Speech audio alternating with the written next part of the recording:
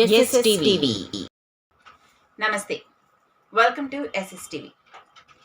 ఈరోజు మనం వరలక్ష్మి వ్రతం గురించి మాట్లాడుకుందాం. అసలు వరలక్ష్మి వ్రతాన్ని ఎందుకు చేస్తారు? వరలక్ష్మి వ్రతం ఆచరించడానికి ఏమేం చేయాలి? వరలక్ష్మి వ్రతం చేసేటప్పుడు ఎటువంటి జాగ్రత్తలు తీసుకోవాలి? వరలక్ష్మి వ్రత విధానం గురించి మనం ఈ వీడియోలో తెలుసుకుందాం. వరాలను ఇచ్చే కల్పవల్లి వరమహాలక్ష్మీదేవి. ఈమెను పూజించటం ద్వారా కుటుంబ ఆరోగ్యం, సంతానం మరియు కుటుంబ ఆర్థిక అభివృద్ధి పెరుగుతుంది. ఈ వ్రతాన్ని స్త్రీమూర్తులందరూ చేసుకుంటారు. ముఖ్యంగా కొత్తగా పెళ్ళైన వాళ్ళు తప్పకుండా చేసుకుంటారు. ముత్తైదువులందరూ శ్రావణ మాసంలో తప్పకుండా నోచుకునే వరలక్ష్మి వ్రతము ఏ విధంగా చేసుకోవాలి అనేది మనం ఈ వీడియోలో తెలుసుకుందాము. ఈ కాలంలో వచ్చే కలువ పువ్వులను తప్పనిసరిగా వరమహాలక్ష్మీదేవి పూజకు, వ్రతమునకు ఉపయోగించడం జరుగుతుంది. బంగారు రూపును కొంటారు. మరి వ్రత విధానం తెలుసుకుందామా? ముందుగా వ్రతాన్ని ఆచరించే ముందు ఇంటిని పరిశుభ్రపరచుకోవాలి. ఇల్లు మొత్తం శుభ్రం చేసుకొని ముఖ్యంగా పూజ గదిని శుభ్రంగా ఉంచుకోవాలి. అంతేకాదు, గంగా జలంతో పూజ గదిని శుభ్రం చేయటం పరిపాటి. అయితే వరలక్ష్మి వ్రతం జరుపుకునే ముందు పూజ గదిలో ఒక కలశాన్ని ఉంచుకోండి. అది మట్టి కలశం కావచ్చు, ఇత్తడి కలశం కావచ్చు. అయితే ఆ కలశంలో నీళ్లు పెట్టి దానిపై నారికేళము అంటే కొబ్బరికాయను ఉంచి దానికి వస్త్రాలు చుట్టి అమ్మవారి మాస్క్ని పెట్టి కొత్త వస్త్రాలను, నగలను ధరింపచేసి అమ్మవారిని అందంగా మీకు వచ్చే విధంగా, నచ్చే విధంగా తయారు చేసుకోండి. ఎందుకంటే ఆవిడ మీ ఇంటి వరలక్ష్మి. వరలక్ష్మి వ్రతంలో తర్వాత మనం చెప్పుకోదగ్గ విషయం అమ్మవారికి పెట్టే నైవేద్యం. అమ్మవారికి సుమారుగా 5 నుంచి 9 నైవేద్యాలను పెట్టుకుంటూ ఉంటారు. అంటే మన శక్తి కొలది మనం అన్ని రకాల నైవేద్యాలను పెట్టుకోవచ్చు అన్నమాట. కొంతమంది 11, 9 నైవేద్యాలు కూడా పెట్టుకుంటూ ఉంటారు. అయితే అమ్మవారికి పెట్టే నైవేద్యాల్లో ముఖ్యంగా పులిహోర, శనగల తాలింపు, కేసరి, గారెలు, బూరెలు, ఇంకా చెప్పుకోవాలంటే దద్దోజనం, ఇంకొంతమంది వడపప్పు పానకాన్ని కూడా అమ్మవారికి వరలక్ష్మి వ్రతం రోజున నైవేద్యంగా పెడతారు. వరలక్ష్మి వ్రతానికి ముఖ్యమైనవి ఇంకొకటి ఏమిటంటే తోరణాలు. మనం తోరణాలను తయారు చేసుకుంటూ ఉంటాం. ప్రతి తోరణానికి 9 ముడులు ఉండేలాగా మనం తప్పనిసరిగా చూసుకోవాలి. మనం పత్రాలతోనూ, పుష్పాలతోనూ తోరణాలను తయారు చేసుకుంటూ ఉంటాం. ఈ తోరణాలను అమ్మవారికి ఒక తోరణం, అలాగే పూజను ఆచరించే మనము ఒక తోరణాన్ని కట్టుకోవాలి. అదేవిధంగా ఎవరికైతే మనం వాయినం ఇస్తామో ఆ రోజున ఆ ముత్తైదువుకు కూడా మనం తోరణం ఇవ్వాలి. ఒకవేళ మీరు ఎక్కువ మంది ముత్తైదువుల్ని పిలుచుకున్నట్లయితే 5 తోరణాలు లేదా 9 తోరణాలను పెట్టుకొని వారికి మీరు వాయినంతో పాటు తోరణాన్ని కూడా ఇవ్వవలసి ఉంటుంది. మీరు తోరణాన్ని పూజను ఆచరించాలనడానికి కంపల్సరీగా కట్టుకోవాల్సి ఉంటుంది. అలాగే అమ్మవారికి ఒక తోరణాన్ని కట్టాలి. మీరు ఎన్ని పుష్పాలతోనైనా తోరణాన్ని తయారు చేసుకోవచ్చు. అయితే దారానికి మాత్రం, అంటే తోరణాన్ని తయారు చేయడానికి ఉపయోగించే తాడుకి మాత్రం ఖచ్చితంగా 9 ముడులను వేయాలి. చాలామంది పువ్వులతో తోరణాలు కట్టుకుంటారు. అదేవిధంగా పత్రాలను అంటే ఆకులను ఉపయోగించి కూడా తోరణాలను కట్టుకోవటం జరుగుతుంది.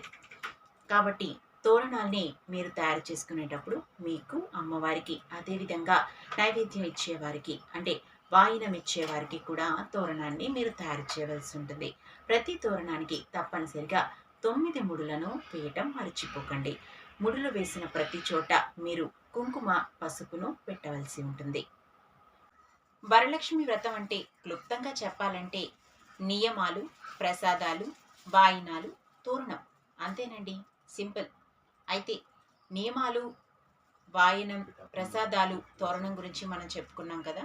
అయితే వాయనం ఇచ్చేటప్పుడు మనం వాయినంగా ఏమేమి ఇవ్వాలి అనే విషయాన్ని ఇప్పుడు తెలుసుకుందాం.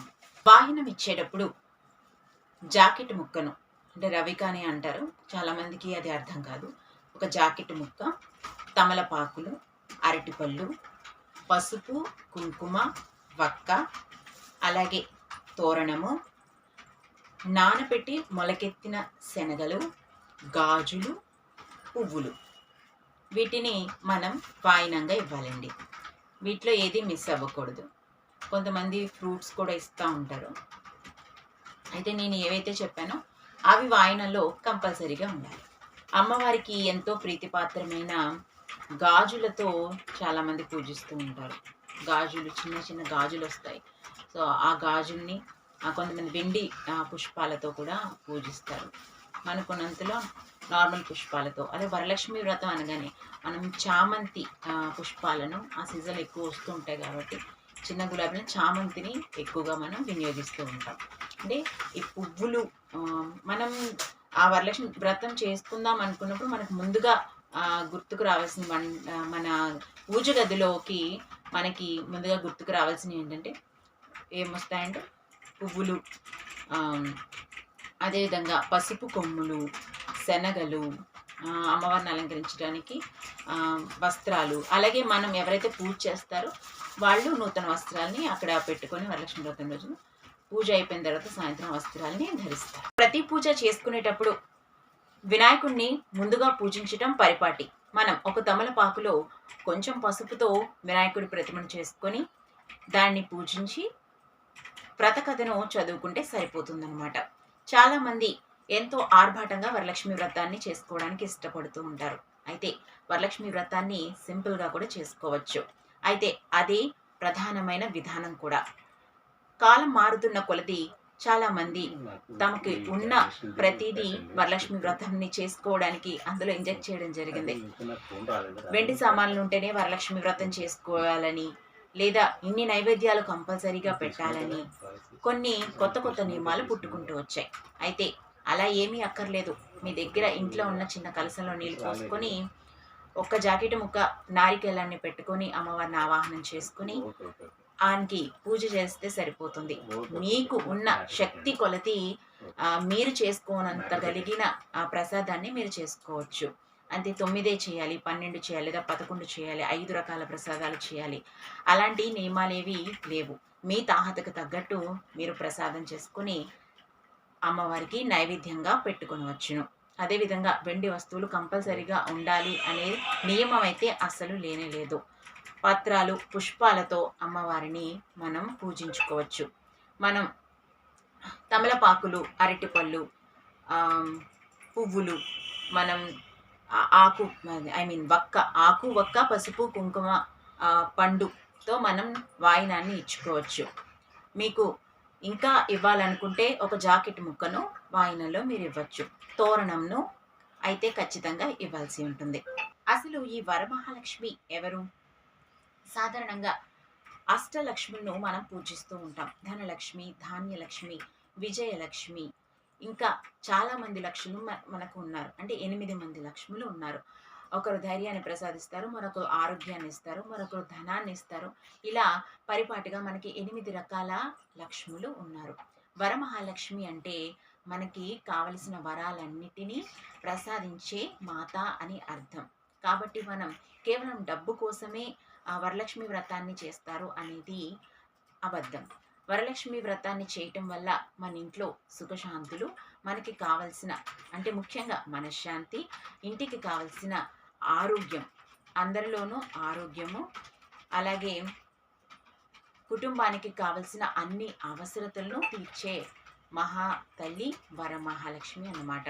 సో అందుకే శ్రావణ మాసంలో వచ్చే పౌర్ణమి రోజున అంటే 2వ శుక్రవారం రోజున కంపల్సరీగా వరలక్ష్మి వ్రతాన్ని అధికంగా స్త్రీలు ఆచరిస్తూ ఉంటారు.